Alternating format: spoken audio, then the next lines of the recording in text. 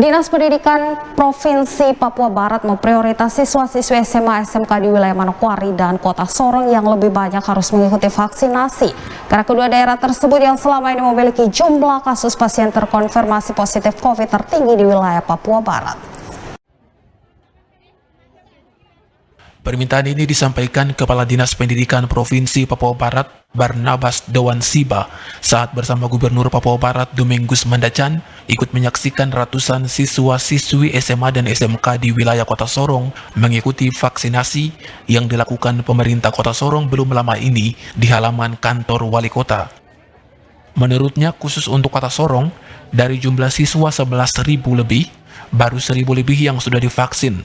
Ia minta sekolah-sekolah harus lebih banyak mengikuti vaksin. Kadis menyatakan yang lebih diprioritas adalah Kabupaten Manokwari dan Kota Sorong karena dua daerah ini yang selama ini memiliki jumlah kasus tertinggi. Kepala Dinas juga menyatakan ke depan akan dipisahkan siswa yang sudah mendapat vaksin dengan yang belum divaksin, sehingga apabila ada yang terkena COVID mudah untuk dikontrol. Belum juga. Karena berapa persen ini Pak untuk Papua Barat? Kalau untuk yang sudah COVID itu hampir kabupaten-kabupaten kecil sih tidak terlalu ini. Yang paling kita berharap mendorong itu adalah Kabupaten Manokwari dan Kota Sorong. Karena kita lihat dari tingkat peningkatan pasiennya itu, pasien COVID itu kan tingginya ada dua tempat ini saja. Makanya di Manokwari beberapa minggu lalu sudah kita lakukan vaksinasi di beberapa sekolah. Kita undang juga Polda, kemudian Pangdam untuk lakukan pembagian tugas. Nah, ini sekarang kita sudah rapat dengan MKKS.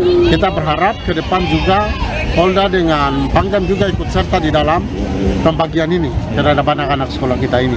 Lebih fokus ke anak-anak sekolah ya? Iya, anak-anak sekolah. Berapa banyak ini Bapak yang sudah nih? Untuk sementara? Yang sudah untuk Kota Sorong baru 1.000 lebih.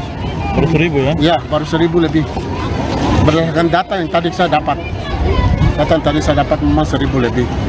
Tapi dari 11.000 ya, dari 11.000. Apakah kemungkinan nanti ke depan dalam proses pembelajaran yang ikut vaksin saja yang belajar atau nanti seperti apa nih? Nanti kita lihat dulu. Ada banyak strategi sebenarnya. Ada banyak strategi yang kita terapkan dalam proses tatap muka terbatas nanti. Jadi kalau misalnya sebagian besar yang belum vaksin, maka kita akan bagi. Yang vaksin harus punya tempat tersendiri, yang sudah vaksin ya. Yang belum harus memiliki tempat tersendiri. Jadi sehingga kalau misalnya teman-teman yang belum vaksin, ada satu yang kena, sudah kasih libur dia selama 14 hari. Siswa ya? Iya, siswa kasih libur.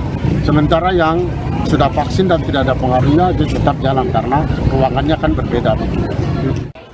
Ia juga menyatakan saat ini sekolah-sekolah masih menerapkan tatap muka terbatas. Belum dilakukan secara normal, namun ia mendorong supaya target vaksinasi kepada siswa harus menyeluruh dilakukan di Papua Barat, sehingga proses belajar mengajar tatap muka bisa dilakukan kembali. Septinus Kambu, CWM Channel.